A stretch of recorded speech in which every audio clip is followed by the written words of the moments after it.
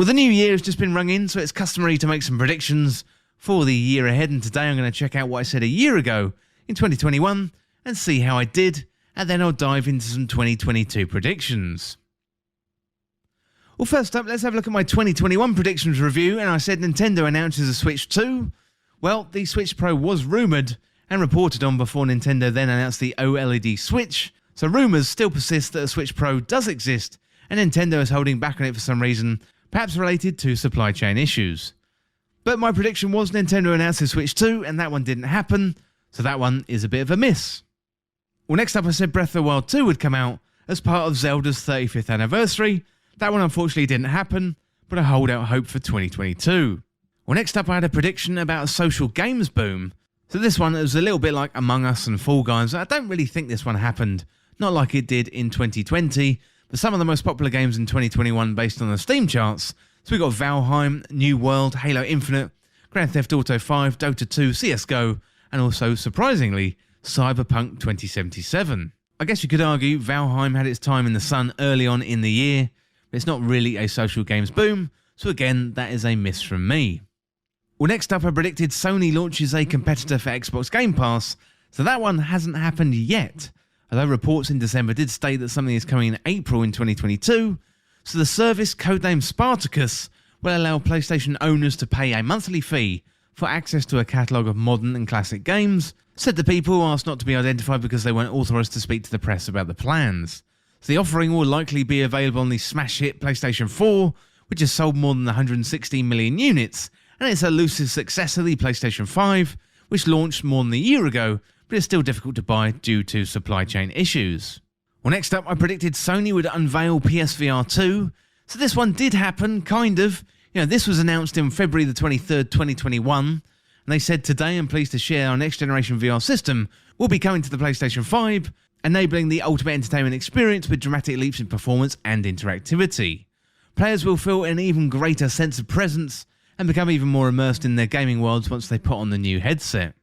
So there's still a lot of development underway for our new VR system, so it won't be launching in 2021, but we did want to provide this early update to our fans as the development community has started work on creating new worlds for you to explore in virtual reality.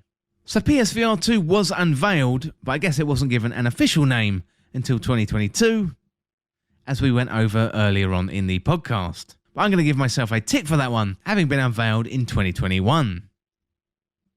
Well, next up, I predicted that E3 would be online. That one did happen. E3 was back.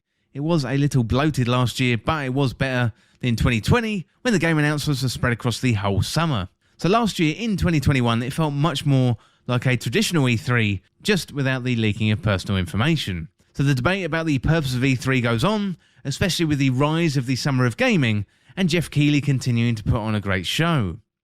So as for E3 Online, I'll give myself a tick for that one.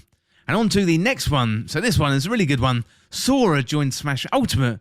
So this happened and fans were really happy, unbelievably. So that was announced on the 5th of October 2021, and Sora's added into the game on the 19th of October. So as for Sora joining Smash, I'll give myself a tick, and it's on to the next one. Next one, not so lucky, so Overwatch 2 being released. That didn't happen, and in fact Blizzard had a terrible year in 2021, embroiled in multiple lawsuits, and also the Overwatch game director Jeff Kaplan left. So here's what Jeff had to say before he left. So he said, "I'm leaving Blizzard Entertainment after 19 amazing years. It was truly an honour of a lifetime to have the opportunity to create worlds and heroes for such a passionate audience. And I want to express my deep appreciation to everyone at Blizzard who supported our games and our game teams and our players, but I want to say a special thanks to our wonderful game developers that shared in the journey of creation with me. Never accept the world as it appears to be, always dare to see it for what it could be, and I hope you do the same. GG," and that one's from Jeffrey Kaplan. So Kaplan joined Blizzard in 2002, where he started as a designer on the World of Warcraft, developing quests for the upcoming MMORPG. He eventually was credited as the game director on WoW. In 2009, Kaplan spearheaded an unannounced project at Blizzard called Titan, a first-person shooter game. Well, next up I predicted a Bloodborne remaster would be announced. That one didn't happen, although Sony did acquire Bluepoint Games, the masters of the remaster. And finally, I predicted that Bungie would reveal Matter. So again, that one didn't happen. In fact, Bungie has been very tight-lipped about Matter all year, although they have been hiring and expanding in 2021. So overall, not too bad. Definitely room for improvement though, and hopefully some improvement in my 2022 gaming predictions. And talking about those, let's jump into them right now.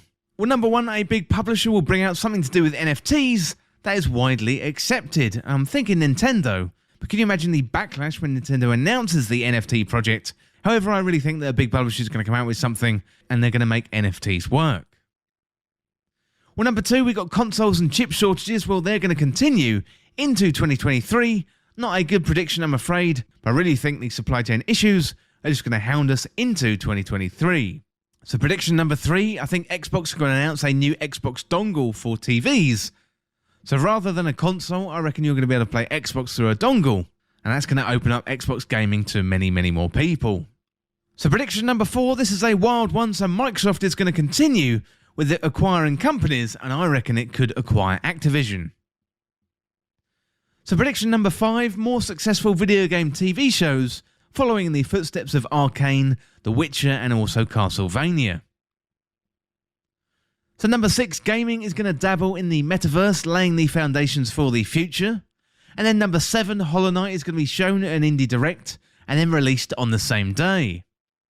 Prediction number eight, the battle of the subscription services heats up, with Sony launching their Game Pass competitor, and hopefully that's going to be coming in April, but my prediction is it's going to include the PSVR library too. So prediction number nine, Bobby Kotick stays in charge at Activision Blizzard and gets even more powerful. Look, I know these predictions aren't all happy, sorry about the console and chip shortages into 2023 and Bobby Kotick, but I just think that's what's going to happen. And finally, I'm going to roll out the Bloodborne remaster again. So this year is definitely the year that Bloodborne Remaster is going to be announced by Bluepoint and Sony for the PS5 and also the PC. And as always, thank you so much for watching. Hit that subscribe button down below and subscribe to This Week in Video Games. Or you can follow me on Twitter at TWIVG Podcast. If you enjoyed this video, found it useful, liking and sharing the video would really help me out. Otherwise, check out the other videos on the channel. Well, thanks again, and I'll see you soon.